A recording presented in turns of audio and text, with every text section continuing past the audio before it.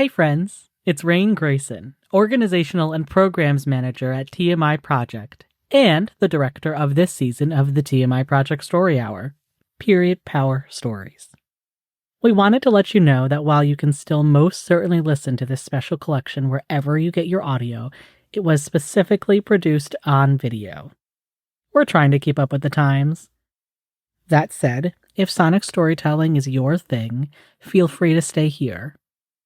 Or you can come find us on YouTube at TMI Project. Either way, we're glad you're here, and thanks for listening. Or watching. Or both. I'm such a big overthinker, in fact, that I find a way to overthink getting my period. What if I didn't actually get my period? What do I say then? Oh my God, what do I do? The TMI Project Story Hour presents the Period Power Stories podcast, where we tackle taboos about periods one story at a time. All storytellers are members of the Kingston High School Period Power Club, a group dedicated to destigmatizing menstruation, raising awareness of period poverty, and inspiring action to ensure free menstrual products for all students. In 2023, club members took a 10-session TMI Project True Storytelling workshop and wrote about their own experiences with periods. Now, we're sharing these stories to continue the conversation. The views shared in this podcast are solely those of the subject and don't reflect the beliefs or opinions of TMI Project. This podcast is for entertainment and informational purposes only and is not intended to be a substitute for professional medical advice, diagnosis, or treatment.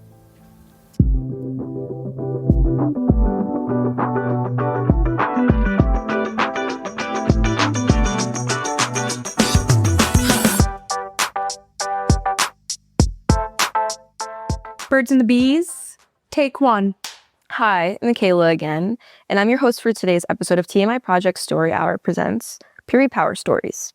Today we're talking about firsts, those unforgettable, sometimes awkward, often empowering moments when we got our first period. Whether it came with a flood of questions, confusion, or even a little bit of pride, each of us has a unique story. Today we have a fellow Period Power Club member. Welcome, Siobhan. Okay, so I'd like to ask you some questions. So what are your pronouns? How are you connected to the club? And what is one thing the audience can't tell by looking at you? My pronouns are she, her. I'm the treasurer of the club. And one thing you can tell by looking at me is that I love dogs. And one thing you can't tell by looking at me is that I like cats. Before we hear Siobhan's story, I'd like to ask you a question. Can you tell us more about what inspired you to join the club, and what has it been like working to destigmatize menstruation in your school? So I guess one of the leading reasons I joined the club was my connection with Tina. So she is my stepmom, so I guess that kind of motivated me to join the club, but I also loved what the club was doing, and I wanted to help spread the awareness. Great. So we're going to segue into her story. Everyone remembers their first period, the emotions, the confusion, maybe a little fear. Depending on how well educated you were, you're probably thinking, what's happening with my body? The experience for Siobhan was different because she had more education from her family. She grew up in a family where it wasn't really taboo. She was even excited to get her first period. But when she went into the real world, things changed. Here's Siobhan. I'm in 7th grade when I get my period for the first time. I go through the entire school day without knowing it started. I get cramps, but ignore them because I think it's just a stomach ache. I ignore the feeling on my bus ride home while waiting for my sister at the bus stop and the walk home. When I finally get to my house, I go to the bathroom for the first time all day. I look down and see it. The blood is brown and there are little clumps. When I wipe, the toilet paper is covered in the same brown stuff. I remember my sisters telling me that when I do get my period, the blood will most likely be brown. Deep down, I know it's my period. But here's the problem. I'm a big overthinker. I reread my texts a million times before I send them, and I spend hours color coordinating what I'm going to wear to school. I'm such a big overthinker, in fact, that I find a way to overthink getting my period. What if I didn't actually get my period? What do I say then? Oh my God, what do I do? I convinced myself that I didn't actually start my period and that I have somehow shit my pants.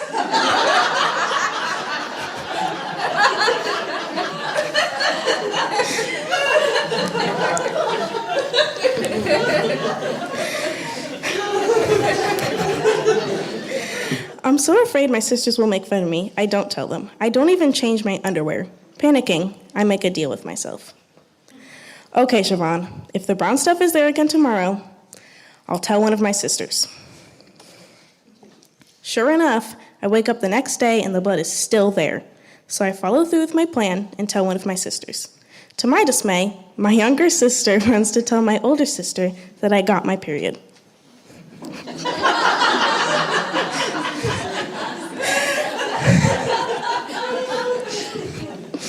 I am so mad at her. But why? Why am I mad at her when we talk about periods all the time and they both know I was excited to get mine? I'm young when we start talking about it, around 7 or 8 years old. I find a book in my sister's room called It's Perfectly Normal. In the book, a bird and a bee offer their thoughts and comments as a narrator explains the human body and the changes it goes through as you get older. The bee character acts grossed out and hates learning about periods, sex, and bodily anatomy. But as the story goes on, the bee's opinions start to change. The bird helps the bee to realize that learning about our bodies isn't gross, it's, just like the book says, perfectly normal. With the help of these characters, I learned so much about my own body and what it goes through during puberty, as well as what a man's body goes through. Unlike the bee character, none of the stuff in the book grosses me out. That's because there's never any stigma in my family surrounding periods. My 2 older sisters aren't afraid to talk openly about their periods, complaining to me when they get it. I ask them tons of questions. They even draw me diagrams, pointing out different parts of the uterus, explaining what they do. They even show me what happens when a tampon is put in water.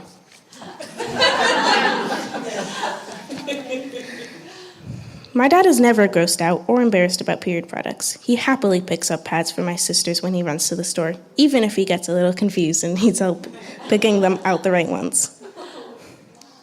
I'm fascinated by it all. One time, I even asked my mom if I could put on a pad for practice. But really, I just want to know what it feels like.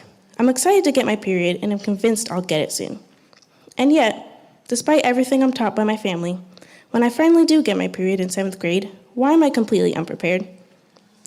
Thinking back on it, I think it's because even though periods aren't taboo in my household and I'm educated on the topic, society has made it hard to hold on to what my family has taught me. Like in 4th grade, my teacher tells my class that they are separating the boys and the girls so that we could all watch a video about our bodies. In our video, people talk about how our bodies change and that everyone is different. At one point in the movie, a cartoon of the female body appears. It's nothing like the detailed, informative drawings in It's Perfectly Normal. Instead, it's a strange blue figure that looks more like a silhouette of a woman than a realistic figure. At that point in the movie, I turn around and see another girl in my class looking absolutely disgusted by it. She's crazy, I think. I mean, how can someone be so disgusted by something so normal? As the video goes on, I begin to wonder what it's going to be like when we finally get to the part about periods. Except, that part never comes. The video stops working. Instead, the school nurse talks to us very briefly about periods and shows us, very poorly, how to put on a pad. Then, I kid you not, the nurse tells us not to use tampons. Even at 9 years old, I was raging on the inside. I mean, what? I think about how this type of misinformation could cause someone who could really benefit from using tampons to never use them. I am so thankful for all the work my family put into preparing me for my period, even if I still got embarrassed when I got it. Now that I'm a part of the Period Power Club, I'm reminded why it's so important to end stigma and shame around periods. I have the ability to help other women feel okay about getting their periods. Just like the bird and the bee taught me, I hope by telling my story, I can let others know periods are perfectly normal.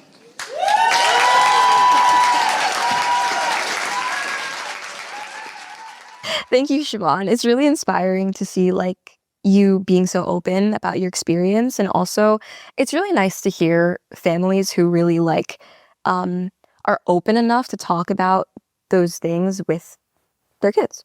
So you mentioned feeling unprepared, even though you had all of this great knowledge from your family. Can you talk more about the moment that you got your period and how society's lack of open conversations affected that experience? So, the moment I got my period, I guess it was a little scary. I knew what was happening deep down, but I kind of I didn't really accept it, I guess. I didn't want to accept it. So it was kind of a scary moment. I didn't know what to do. So I waited to tell anyone about what was happening. And I guess part of that was because of society. Society has always taught us to like keep quiet about our periods and not really tell anyone. So I guess that could have been a factor to why I didn't share what was happening to me immediately. Yeah. And it really shows how, like, you know, as much education you can be getting from your family, you not having that same experience with society and like the general public being comfortable, especially at school. Like, I think growing up, even in my experience, growing up as a young girl who is waiting to get her period, and they're like, it's like you don't know what's gonna happen and you're kind of scared because it's like, I'm gonna bleed through my vagina soon. But then it's like all of your friends start to tell you that, oh, I got my period, or oh, I'm on my period, or oh, I'm having these really bad cramps. And in my experience, I'm like, when am I gonna get it? Like, because, you know, this whole thing signifies you almost being a woman. And it really, I think, almost takes away from that experience when you're not told that, hey, maybe you're not going to get your period at this exact age, or it's going to be different for everyone. And, you know, like pain is going to be different. Blood flow is going to be different. And getting that can really like help a young person with like just feeling like their body and they themselves are normal. So for the next question, in your story, you share that your mom made sure you were prepared for your first period. What kind of preparation do you think was most helpful when it comes to getting it? I guess what was really helpful was being told like what was going to happen. I remember being taught that my blood was most likely going to be brown. So that was helpful to me. And just learning how it happens and why it happens was at least I found it super interesting, just like knowing like how all of this is happening. So that was really what was helpful for me.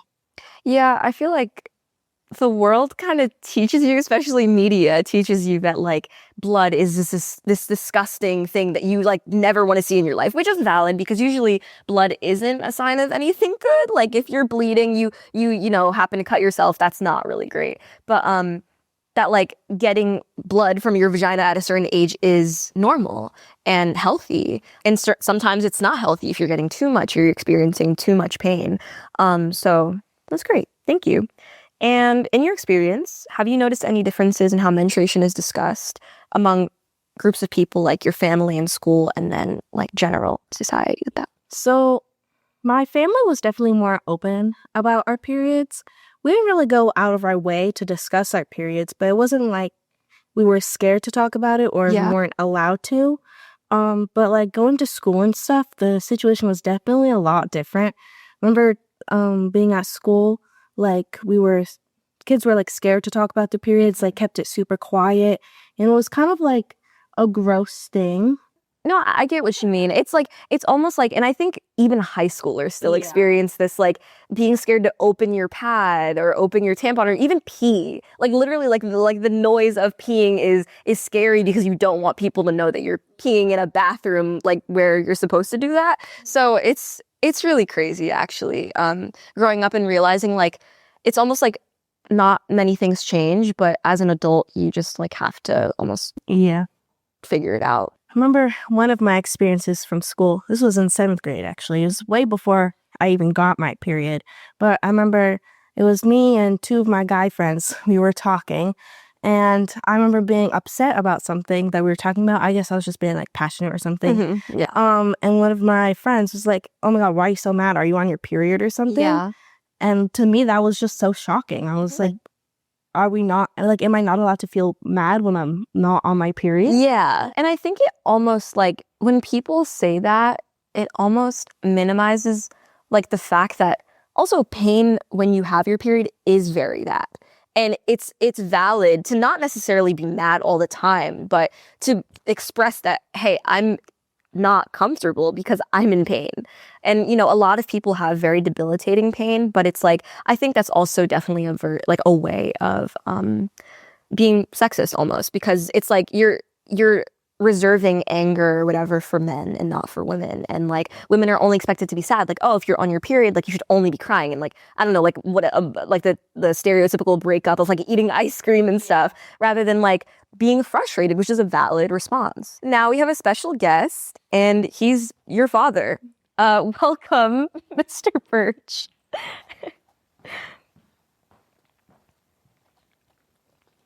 Hi, Mr. Burch. Hi, Makayla. Hi.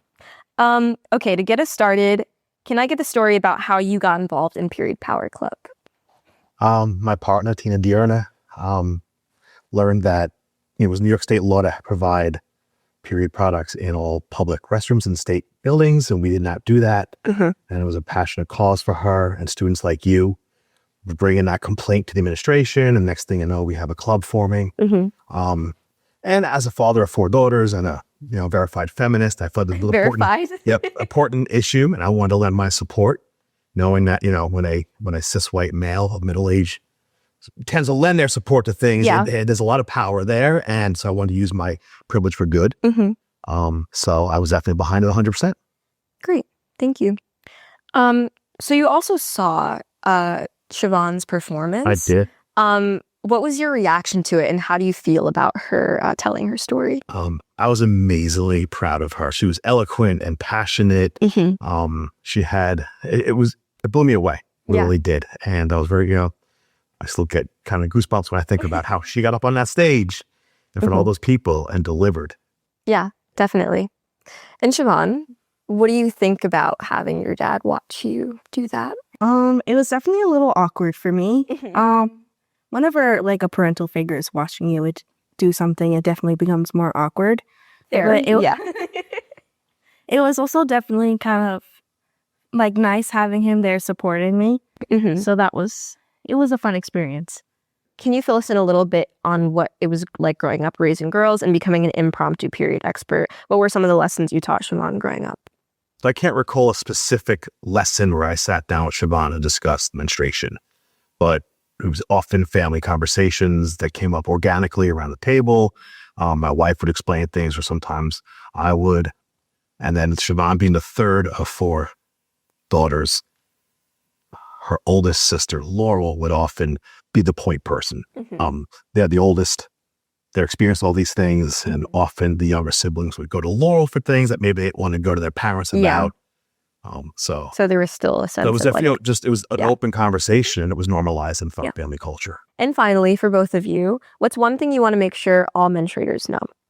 It's normal. It's natural. I hope we get to a point where they are supported in it, not made to feel disgusting or, undesirable because of it. I know as a classroom teacher, I've seen a big shift in culture the last couple of years. I have a supply of products in my room, and I've had numerous menstruators this year come to me and just, oh, do you have products? And I held it up, and they were like, pick whether they want a tampon or a pad. Like it was no big deal. And that to me was special. It was like, oh, okay, this is normal. And they were comfortable talking to me about it. And, oh, I need more tampons. And I would, let Period Power know I need a refill. I definitely agree with what my dad said. I guess some advice I would have for anyone who's menstruating: when you first get your period, this definitely would have been helpful for me, but just like taking a few deep breaths, calming down, relaxing a little, trying to clear your mind is definitely helpful, because it's a stressful experience, and there's a lot going through your mind. Sometimes you just need to take a deep breath and calm down a little bit. The advice that I would give is that you should be open about period products that you can use. There's a variety of them.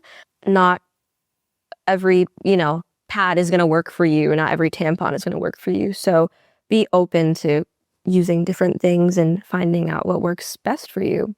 And I think with that, that's all for our episode. Thank you so much, Siobhan and Mr. Burch, for being here. Thank you for having me. That will be it. Bye. Thank you for joining us for this episode of the TMI Project Story Hour presents the Period Power Stories podcast. If you like what we're doing, please subscribe, rate, and leave us a review wherever you get your podcasts. It really helps. TMI Project is available to offer true storytelling workshops and performances for your school and workplace. To learn more or to support our work, you can find the details at tmiproject.org. This episode was produced in partnership with HUDSY and Kingston High School's Period Power Club. It was written and produced by Hayley Downs, Raine Grayson, and Blake Pfeil. All episodes are shot and edited by HUDSY. Special thanks to our partners for their generous support of this work. The Hudson Valley Foundation for Youth, the Rowley Foundation Fund for Women and Children, and the Stavros Niarchos Foundation. We couldn't do it without you.